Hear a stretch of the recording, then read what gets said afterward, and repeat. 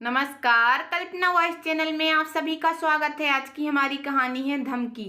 रोहित बुझा हुआ सा चुपचाप सोफे पर आकर पसर गया। आज ऑफिस में इतनी व्यस्त दिनचर्या थी कि दोपहर का भोजन भी नहीं कर पाया। उधर आरती का मूड भी खराब था। जब से रोहित की मां के आने की खबर सुनी है, आरती सीधे मुंह बात भी नहीं कर रही। रोहित असमंजस में था कि क्या करे। माँ 10 दिन से बीमार है। मोहल्ले से पप्पू चाचा का फोन आया था। कहते थे बेटा भाभी बहुत बीमार हो गई हैं, साथ ही ले जाओ। यहाँ एक पेट के लिए ढंग से बनाती खाती भी नहीं है। भैया को याद करती रहती हैं। तुम सबके साथ रहेंगी तो ठीक रहेंगी। रोहित के हृदय में एक कसक सी रहती थी। माँ की सेवा न कर पाने की उसे अपनी बदहाली अच्छी तरह से याद थी। पिताजी तो 2 वर्ष के रोहित को छोड़कर गुजर गए थे। माँ का जवानी में वैधव्य। उस समय रोहित माँ की दुश्वारियों को न समझता था, किंतु आज उस टीस को महसूस कर सकता है। माँ ने न जाने कैसे कैसे जतन करके पेट काट काट कर उसे पाला पोसा था। उसकी पढ़ाई के लिए माँ हर जोड़ तोड़ से रुपए का इंतजाम करती थी। एक गरीब विधवा के लिए कितना मुश्किल था ये सब। रोहित की आंखें झलक आईं। उधर आरती का क्रोध जस का तस था। रोहित उसे समझाने के उद्देश्य से उठा कि आरती गुस्से से भरकर जोर से कहने लगी, अपनी माँ को चाहे जहां रखो, मेरे बस का नहीं है उनकी सेवा करना। रोहित कहने लगा, आरती माँ बीमार है, हम नहीं देखेंगे तो कौन देखेगा? और कौन है उनका? मैं नहीं जानती। देखो आरती, माँ आएंगी यहीं। मेरा फैसला है। तुम्हें सेवा नहीं करनी ना करना, मैं करूंगा। वो मेरी जिम्मेदारी है। मुझे उनके साथ ही नहीं रहना। आरती झुंझला उठी। मेरा फैसला अटल है। रोहित ने गहरी सांस लेते हुए कहा। आखिर तुम भी तो अपनी माँ से बात करती हो, उन्हें बुलाती हो, तो मेरी माँ से क्या परेशानी है? माँ तो तुम्हें कभी रोकती टोकती भी नहीं। मेरी माँ से तुलना मत करो। मजदूरों की तरह रहती हैं, कोई सलीका तक नहीं। अब भी समय है रोहित, सोच लो। रोहित पनीली आंखें छिपाते हुए कहने लगा, सोच लिया। माँ को बीमारी में अकेला नहीं छोड़ूंगा। आरती पैर पटकते हुए कमरे में जाकर फोन पर बात करके रोते हुए कहने लगी, माँ मैं अब इस घर में नहीं रह सकती। मेरी इस घर में कोई जरूरत नहीं। माँ से ही फुर्सत नहीं। मुझे यहाँ से बुला लो माँ। और हाँ, वकील अंकल से बात कर लेना, केस दर्ज कराना है। हाँ, मारपीट और दहेज। और बाहर रोहित सोच रहा था, दहेज प्रताड़ित कौन? रोहित की आंखें छलक आईं। आज समय ने उसे दोराहे पर लाकर खड़ा कर दिया था। आरती ने अपने कमरे का दरवाजा बंद कर लिया था और रोहित की भूख प्यास सब खो चुकी थी। पता नहीं क्या भविष्य होने वाला था। बसी बसाई गृहस्थी रेत की तरह फिसलती जा रही थी। आरती के मन में ना जाने कौन सी गांठ बन गई थी कि वह माँ का नाम भी नहीं सुनना चाहती थी। रोहित की आंखों के सामने बीता हुआ समय चलचित्र की भांति घूम रहा था। घर भर में भीड़ भाड़ थी। आंगन में पिता का शव रखा था। नन्हे से रोहित को समझ नहीं आ रहा था कि सब रो रहे हैं। पिताजी नीचे क्यों लेटे हैं? बार बार माँ से जिद करता कि पापा को उठाओ, मुझे चॉकलेट लेने जाना है। माँ उसकी बातों को सुनकर बेतहासा रोए जा रही थी। अपने बिखरे घरौंदे के बारे में सोच सोच कर ही माँ विलख रही थी। कभी रोहित को कलेजे में भींच कर रोती, कभी बेसुध हो जाती। जाने कितने ही दिन माँ मृत प्राय सी पड़ी रही, किंतु अब नियति को स्वीकार करने के अलावा कोई और विकल्प न था। धीरे धीरे माँ अपनी सामान्य दिनचर्या में व्यस्त होने लगी, किंतु उनके भीतर का आनंद, उस उल्लास उत्साह समाप्त हो गया था। और जो बाकी था वो था अपने पति की धरोहर, उनकी स्मृति, यानी रोहित को संजोने संवारने का संकल्प। उनके लिए अपने पति के प्रति निष्ठा में रत्ती भर भी कमी नहीं आई थी। नाते रिश्तेदारों ने लाख समझाया कि अभी उम्र ही क्या है, सारी उम्र पड़ी है, दूसरी शादी कर लो। लेकिन माँ के जीवन की बस एकमात्र तपस्या, माँ का प्रेम बस रोहित था। रोहित में ही जीवन के सारे स्वप्न बसे थे।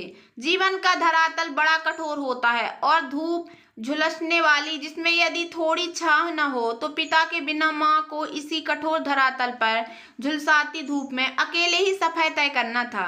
इस पथ पर रीले धरातल पर माँ लहूलुहान कदमों से चलती रही, धूप में झुलसती रही, किंतु रोहित के पालन पोषण में किंचित भी न डिगी। माँ का करुणा से भरा चेहरा आंखों में तैर आया। अपनी उम्र की अन्य महिलाओं की अपेक्षा माँ जल्दी ढलने लगी थी। समय के जलते थपेड़ों ने उसके चेहरे से रंगत छीन ली थी। कभी लगता है माँ उम्र कितनी कम थी जब पिताजी गुजरे। कितने ही प्रस्ताव आए होंगे, चाहती तो अपना भविष्य सुरक्षित कर सकती थी, अपने बेरंग जीवन में नए रंग भर सकती थी। इतने त्याग, इतने संयम का यह फल जानती तो शायद आज माँ इतनी अकेली न होती।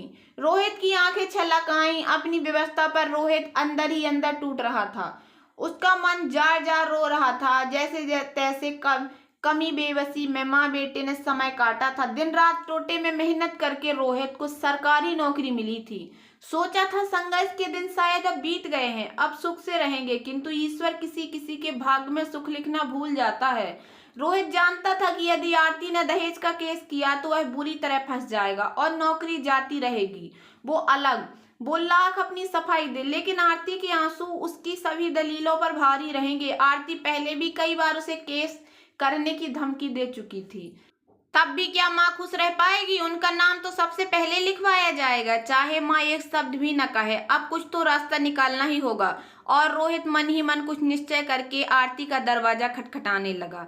आरती, दरवाजा खोलो। अच्छा ठीक है, माँ हमारे साथ नहीं रहेंगी। अब बाहर आओ, मुझे बड़ी तेज भूख लगी है। आरती को तो मनचाही मुराद मिल गई। वह झट दरवाजा खोलकर बाहर आ गई। अगले दिन मुझे जरा ऑफिस के काम से आज ही अर्जेंटली जाना होगा। 15 दिन की ऑफिशियल ट्रिप है। तुम अकेले बोर हो जाओगे तो चाहो तो कुछ प्लान कर लो, या अपने मम्मी पापा के पास जाना चाहो तो जैसा उचित लगे देख लो। रोहित नाश्ता करते हुए बिना किसी लाग लपेट के बोला। आरती चौंक कर कहने लगी, अचानक से? हाँ, अभी ही फोन आया। अब क्या करें, बॉस का हुक्म तो बजाना ही पड़ता है मैडम। लेकिन आप कहें तो? रोहित शरारत भरे अंदाज में बोला। नहीं, कोई बात नहीं, मैं मम्मी पापा के पास कुछ दिनों के लिए रुक जाऊंगी। रोहित अपना बैग उठाए बस में सवार हो गया। रास्ता लंबा था, कम से कम 2 घंटे का तो था ही। रोहित ने मोबाइल पर नजर डाली तो 9 बज चुके थे। फरवरी की नम धूप सुहानी लग रही थी, बिल्कुल माँ के साथ प्रेम भरे स्पर्श जैसी। बस अपने तय रास्ता पर चलने लगा। उसकी सीट पर साथ में एक महिला अपने लगभग 5 साल के बेटे को लेकर बैठी थी। बच्चा लगभग हर 5-7 मिनट में किसी न किसी चीज के लिए जिद करता और महिला उसे किसी तरह बहला देती। रोहित उनके स्नेहमयी वार्तालाप का चुपचाप आनंद लेते लेते न जाने कब अपने बचपन की यादों में डूब गया। अब उसे उस महिला में अपनी माँ का चेहरा धुंधला सा दिख रहा था। माँ, आप मुझे डांटती हो, मैं आपसे उदास हूँ। वो जब गाल फुलाकर कहता तो माँ उसके भोलेपन पर निहाल हो जाती।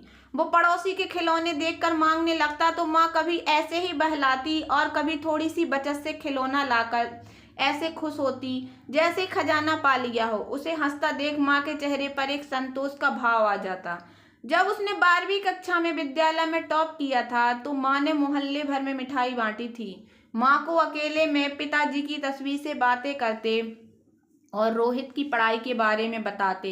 रोहित ने कितनी ही बार माँ को देखा था। वह मन ही मन सोचा करता था कि पिताजी की तस्वीर क्या माँ की भावनाओं को समझती है।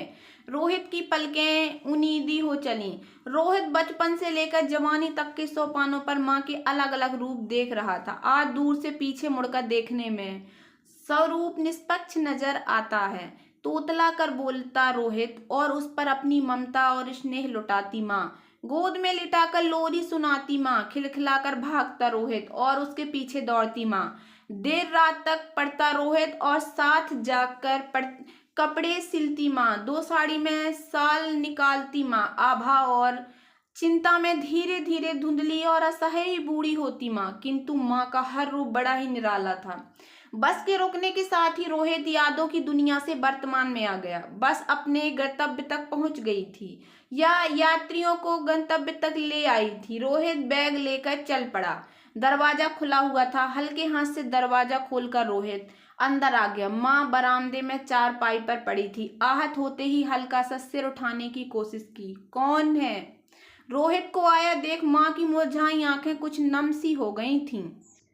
क्या रोहित की बीवी रोहित पर केस करेगी या रोहित अपनी माँ को साथ ले जा पाएगा या साथ रखेगा? इससे आगे की कहानी आपको शाम 6 बजे मिलेगी। तो कहानी पूरी सुनने के बाद अगर कहानी आपको थोड़ी सी भी पसंद आए तो प्लीज़ मेरे वीडियो को लाइक कर देना। चैनल पर नए आए हों तो प्लीज़ सब्सक्राइब कर लेना और ज़्यादा से ज़्यादा शेयर करना। धन्यवाद दोस्तों।